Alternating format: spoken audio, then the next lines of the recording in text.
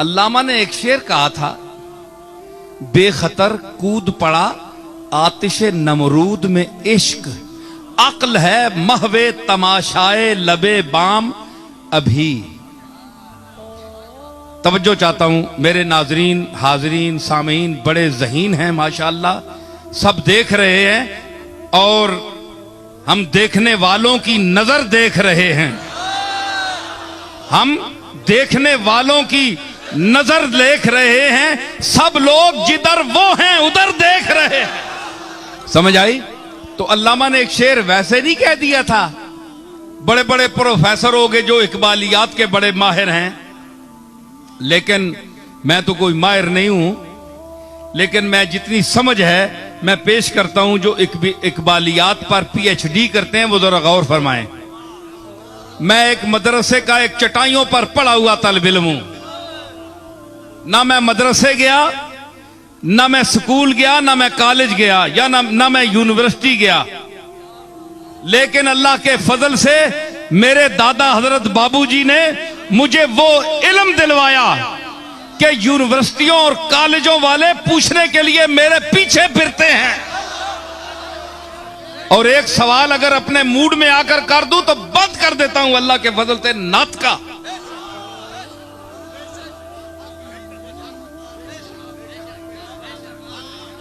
यख्तस्सु बिरहमतिही मन यशा, जिसे चाहे वो चुन ले अपनी रहमत के लिए।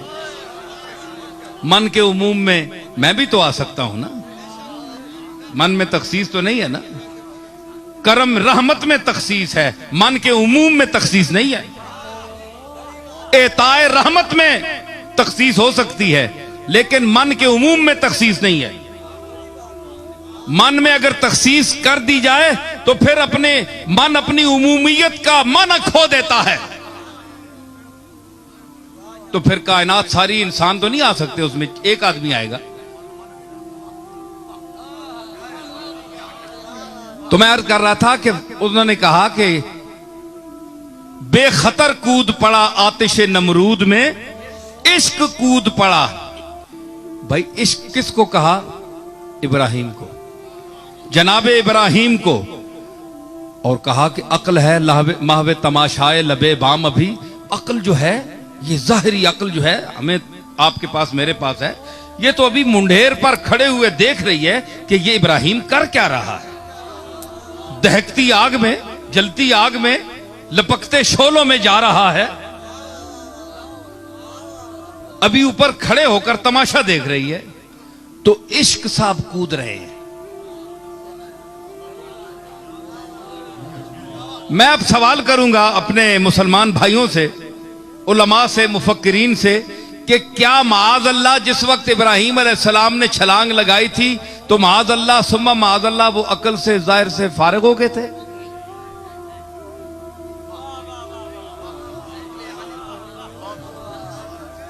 नबी तो तमाम नकाइस और मायब से पाक होता है, तो यानी उन्होंने, उनकी अकल बदस्तूर थी, उसी तरह कायम थी। और अकले इब्राहिमी जो अपने वजूद में पूरी उम्मत, जिसको कुरान ने कहा कि उम्मत था, वो अपने वजूद में, एक वजूद में पूरी उम्मत था। तो अगर उम्मत था तो पूरी उम्मत के दिमाग उसमें थे। काम का एक दिमाग हो तो वो 10 लाख करोड़ पर भारी होता है, तो जिसमें पूरी उम्मत का दिमाग हो,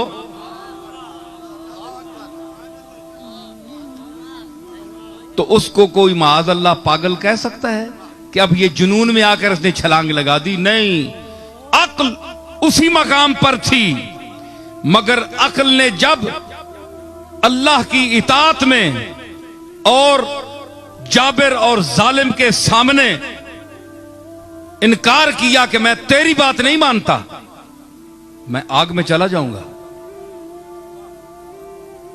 तो उस वक्त अक्ल जो इब्राहिम की अक्ल थी, उसने जुनून का एक रूप धारना शुरू किया। कि जुनून क्या होता है? कि अक्ल कहती है कि ये आग है, लेकिन कोई कहता है कि नहीं, आग नहीं है, तुम इसे छुओ, पकड़ो। अब जात ऐसी है, चीज ऐसी है सामने जो हुक्म दे रही है, तो इंसान अकल को इधर करके उसे पकड़ लेता है, वो जुनून है। अकल अपनी जगह रहती है, लेकिन उस पर गलबा जुनून का आ जाता है, और वो जुनून जो है वो भी अकल का नतीजा होता है। जब अकले जाहिर अपने उरूज पर पहुंच जाती है तो जुनून की मंजिल फिर शुरू होती है।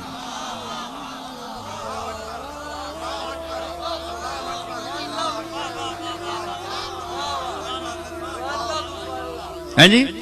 अक्ल जब अपने नुक्ते उरूज पर पहुंच जाती है, मैं उसकी मिसाल दूं। आप पानी उबालें, तजुर्बा करें, एक हद से जब उबलते उबलते पानी को चखें, कड़वा हो जाए, और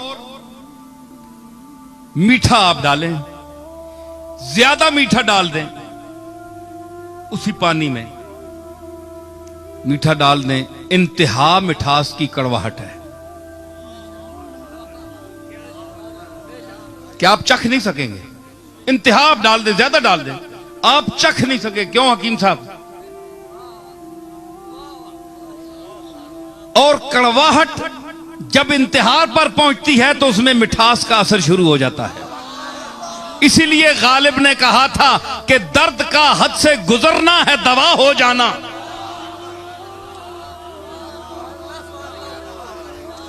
जब मरज, अल्लाह माफ करे आप सबको अमराज से शिफा दे, जो बीमार हैं उनको शिफा अता फरमाए, लेकिन कोई किसी मरज में अगर मुब्तला है तो अगर उसको कोई दवाई कारगर नहीं होती तो आप देख ले, मेरी बात सुन ले, उसके बाद तजुर्बा करें। को आपको दर्द होती है, तकलीफ, कोई खारिश होती है कहीं, तो जब वो हद पर पहुंच जाती है तो उसके बाद आपको उसमें एक लज्जत सी आने लगती है, आदी हो जाता है इंसान। वो तकलीफ नहीं होती जिस तरह आमतौर पर होती है जी? तो ये हद से जब चीज गुजर जाती है, जब ताल्लुकात की कशीदगी इंतहा पर पहुंच जाए, दुश्मनी, तो फिर करीब होती है दोस्ती के हाथ बढ़ना।